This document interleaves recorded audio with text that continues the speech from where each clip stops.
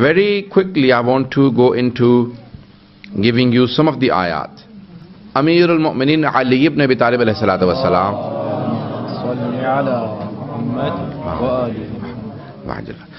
says that Surah Fatiha has shifa in it for everything, illa al-maut, except for death.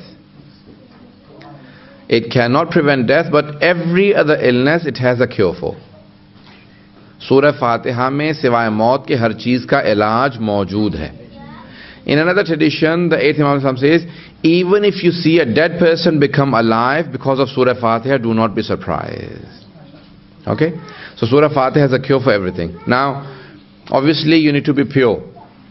Your dua sometimes not accepted because of not eating halal and not being sincere at times. So eating halal is the key for any dua to be accepted. So the key for the du'as to be accepted is eating halal things. Eating anything haram is an obstacle between you, is a hijab. Haram things, the hijab between you and Allah subhanahu wa ta'ala. They form a hijab, a veil between you and Allah, and therefore your du'as are not accepted. So eating halal is extremely important. So Surah Fatiha. Now if a person is ill, then it is highly recommended that they perform wudu themselves and turn towards Qibla, facing the direction of Qibla, sit down with wudu and recite 70 times Surah Fatiha on themselves. Okay, Surah Fatiha 70 times. 70 martaba Surah Fatiha wudu ke saath Qibla ru baith ke apne upar padhein. Any illness, whether be stress or any other illness, any illness will be cured because of Surah Fatiha. Okay. Now if a person is ill and they cannot, then continuously 40 times, any person who is visiting them, they should recite Surah Fatiha for them. 40 मरतबा अगर कोई भी किसी मरीज को देखने जाए तो वो 40 मरतबा सूरह फातिहा उन पे पढ़ें, it'll be beneficial. If you cannot do 70 times or 40 times, you're in a hurry, then ask all the people that are standing there to divide Surah Fatiha, if there are, and then tell each one to recite 7 times Surah Fatiha or 14 times, या 14 दफा या 7 दफा Surah Fatiha. जितने अफराद मौजूद है जल्दी सब पढ़ें, इंशाअल्लाह बच्चा या बड़ा बुजुर्ग उनको फौरन सेहत होगी. If you are very ill in hospital, you have no chance to do anything, just recite Surah Fatiha as much as you can. So Surah Fatiha is extremely important. If a person cannot have any children, then recite Surah Fatiha 41 times every day after Namaz Fajr in the morning with wudu facing Qibla for 40 days. 40 days continuously, 41 times every day. 40 दिन मुसलसल 41 मरतबा हर रोज Surah Fatiha पढ़े. Now if you just go through the verses and surahs about different illnesses, then I would need hours and hours, and then I'll still not be finished with all the hadiths that we have about different surahs. So I'll only focus on just Surah Fatiha, and for different things what are the names Allah has given. So Surah Fatiha is extremely important for many different things, and the number of times you recite it also matters. How many times you recite Surah Fatiha for how many things. Now if a person is ill, Surah Baqarah has Ayat al-Kursi, and in Ayat al-Kursi there are 2 names of Allah. Allahu la ilaha illa huwal Hayyul Qayyum. Hayy, ever living, Qayyum, ever established. Hayy, हमेशा जिंदा रहने वाला, अल्लाह के नामों में से नाम है. Qayyum, हमेशा कायम रहने वाला, जिसको कभी ज़वाल ना आता, उसे कहते हैं Qayyum.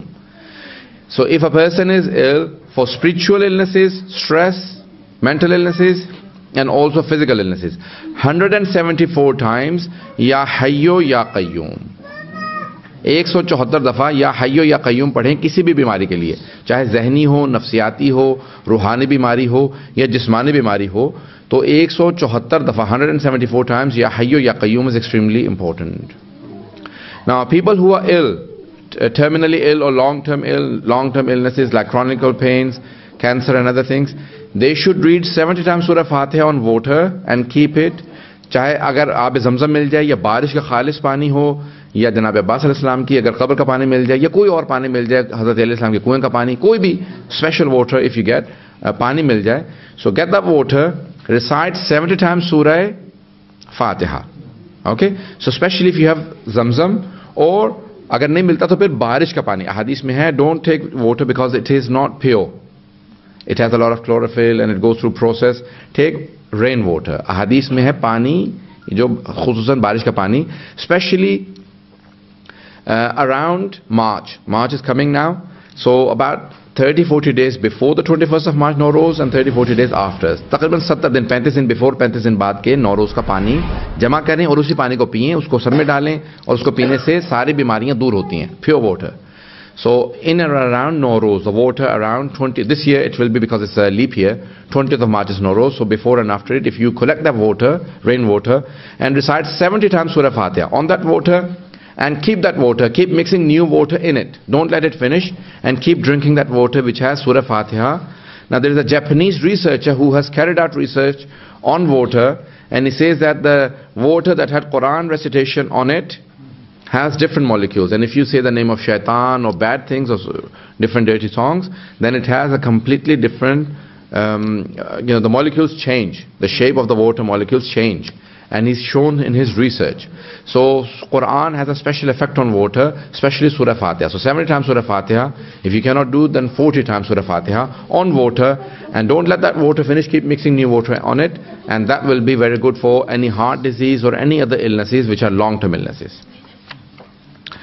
Now, there are many other, if you see, there are utensils, अमूमन कटोरे होते हैं, Iraq and Iran. You can get them from Iran or Iraq that has Yasin written in it or Ayat al-Kursi. Ayat al-Kursi and Surah Yasin. Surah Yasin, Ayat al-Kursi or Surah Fatiha. Any of these are excellent. If you, when the water touches those writing in that pot, it has an effect on you. If you can, a hadith say, use za'faran to write Surah Yasin on a plate. Yes? You don't have to put the Arab, just write Surah Yasin on a plate with za'faran. Wash it with water and drink that. It will be good for any illness.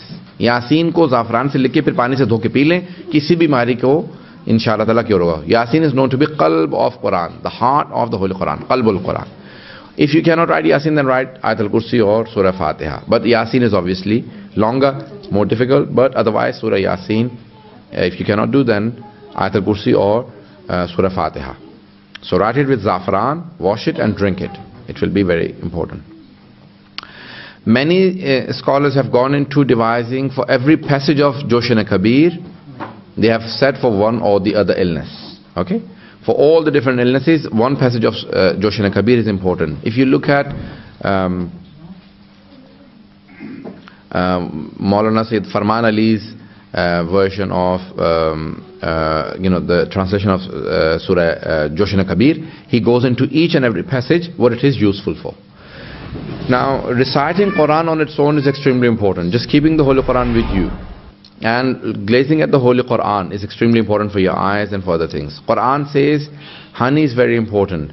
Many of the scholars in Najaf believe that all the Maraji and ulama who use honey on regular basis, especially in breakfast, and they don't eat it just raw but cooked, meaning either in hot milk or hot tea or anything like that, and mix it, just 1 spoon, and drink that, and then you will, their organs did not age so quickly, or aging process stops. Slows down. So all the organs, eyes, heart, everything will be, it basically slows down the aging process and it cures them.